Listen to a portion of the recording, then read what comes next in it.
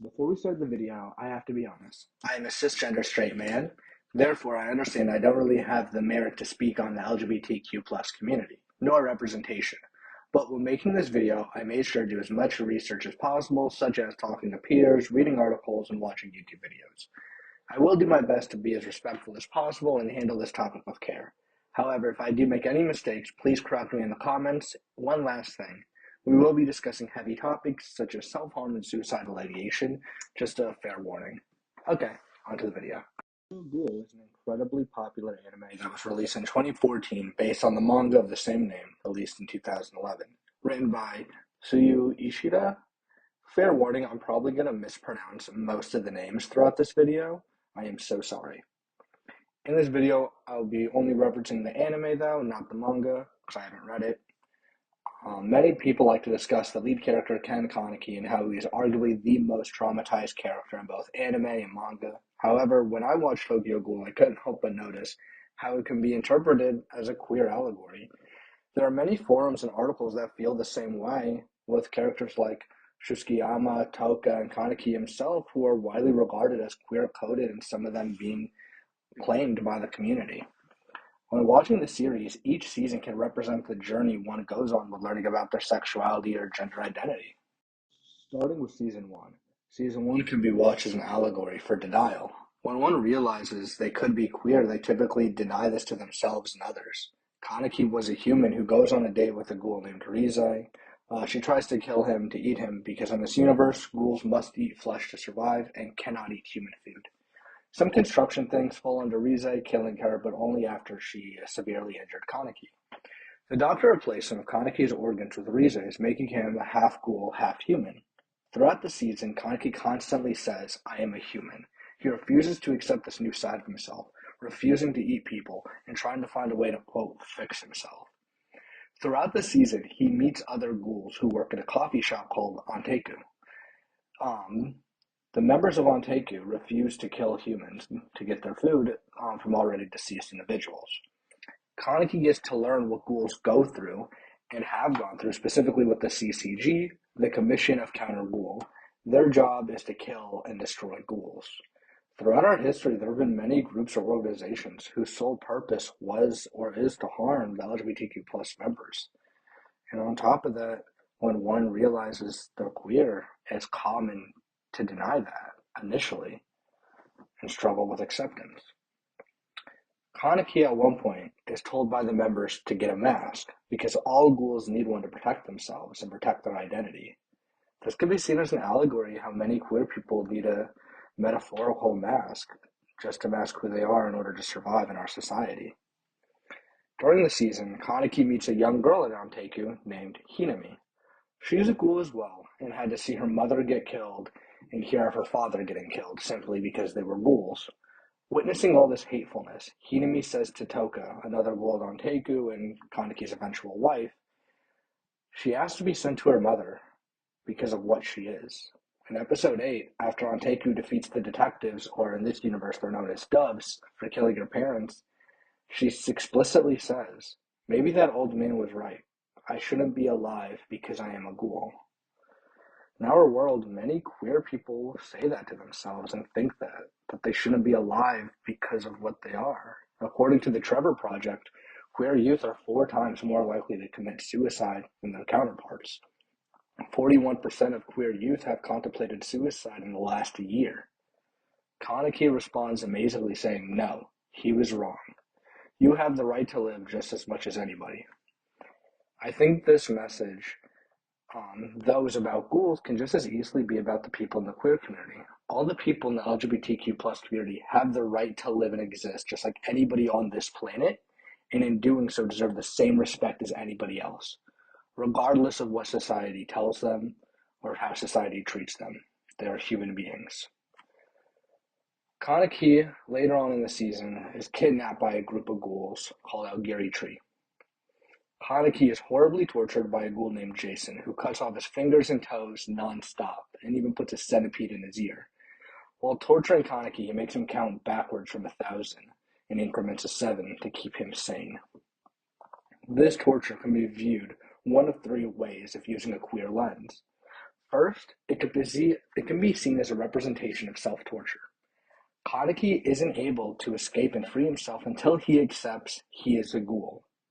When closeted, I've heard it's like emotional torture, not being able to be who you want to be and who you are.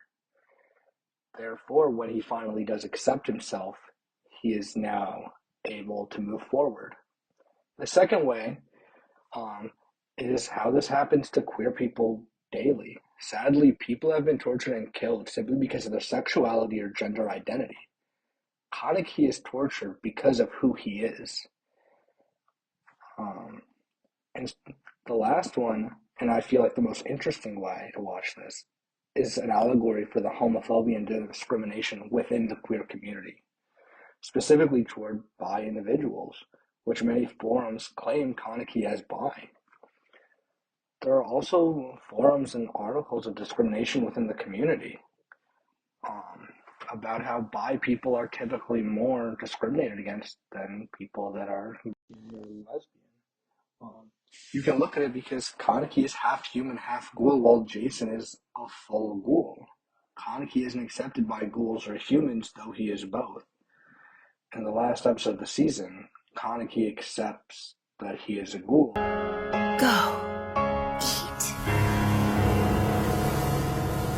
I am a ghoul. This scene is brilliant and beautiful. To anyone who is watching this and struggling with self-acceptance, like Kaneki said, you're not what's wrong with the world. What's wrong is the world. When Kaneki accepts himself, he changed physically and personality-wise, beginning to become comfortable in his own skin and learn what his new identity is, while also getting revenge on Jason, who's trying to make his life a living hell. What's 1,000 minus 7? Season 2 can be seen as an allegory for identity pride. Identity pride, according to Richer Life Counseling, is defined as when one starts to come out to anybody, even if they might be hostile to them and their identity. From my understanding, after asking some of my peers about it, it's when one comes out and feels so liberated that they no longer feel the need to hide and will associate with anybody in the hopes of them accepting them like they have themselves. Kaneki for Season 2 joins the same group of ghouls that tortured him out Giddy Tree. One could look at this as him seeking validation from other ghouls now that he's accepted himself as a ghoul. Many people in the LGBTQ plus community may be able to relate to this, trying to find anybody who would accept them, regardless if they are harmful or not.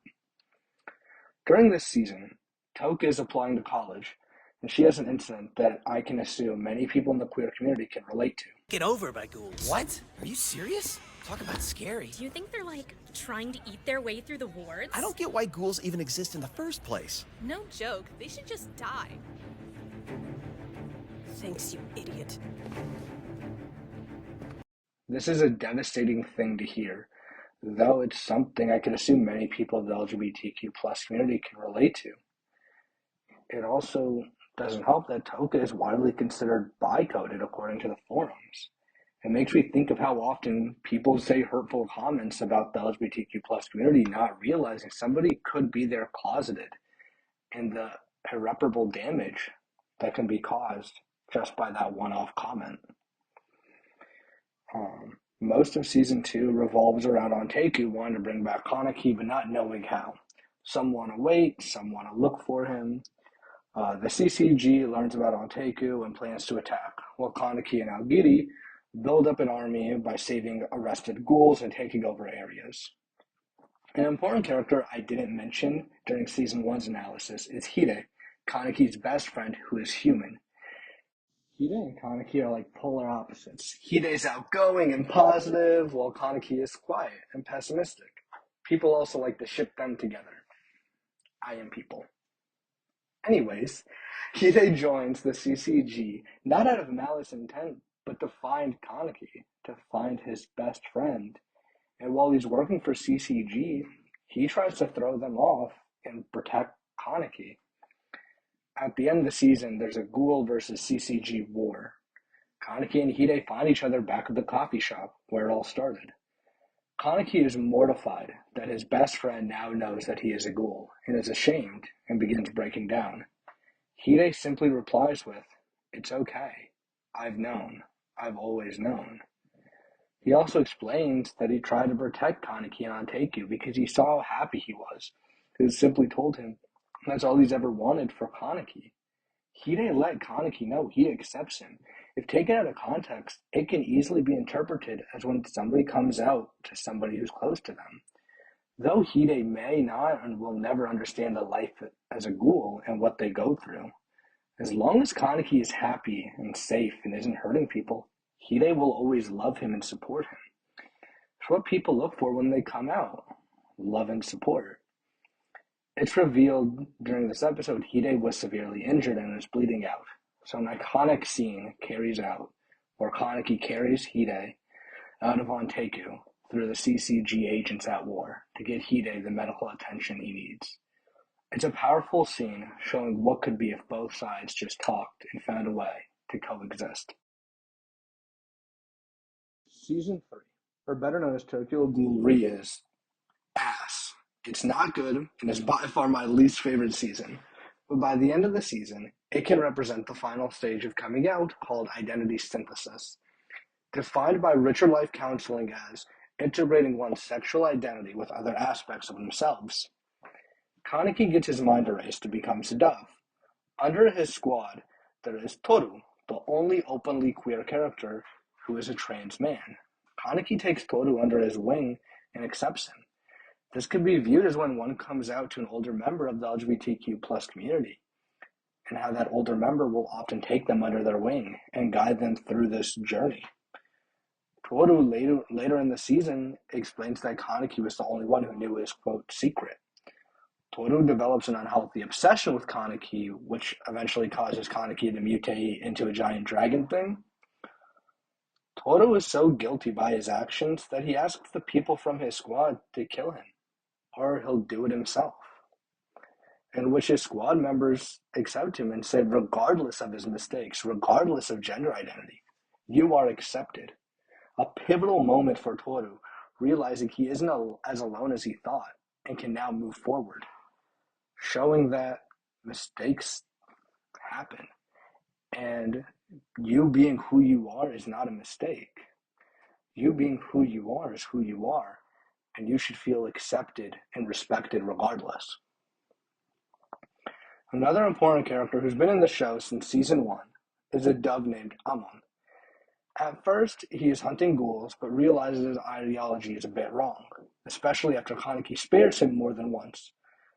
Amon becomes like Kaneki and becomes a half ghoul, half human by season 3, which is never explained. And he begins to realize ghouls are simply just trying to live in peace. They still bleed red. They're still just trying to get by, make an honest living. Due to Kaneki's mutation, ghouls and the CCG are forced to work together, with this amazing scene about peace. 捜査官にとって最も重要なことは何でしょうか。グールを駆逐することです。違います。平和のために戦う。それが捜査官だ。戦うべきです。グールと一緒でも。私は受け入れる。私は捜査官としてグールと一緒。Since humans and ghouls are working together, Kaneki can embrace both sides of himself and no longer feel the need to either be human or be a ghoul. He can now just be Kaneki. The end of the series shows Kaneki was a kid and humans and ghouls living in harmony. Because like stated in episode 21, symbolizing regardless of sexual orientation, regardless of gender identity, regardless of anything, we are all people. We are just people on this planet. And we all should just get along. Thank you all for watching. And like I said earlier, though I am a cis straight guy, I want to do my best to show support to the LGBTQ plus community and be the best ally I possibly can be. So hopefully this video was respectful and hopefully made an impact. I don't know. Let me know in the comments.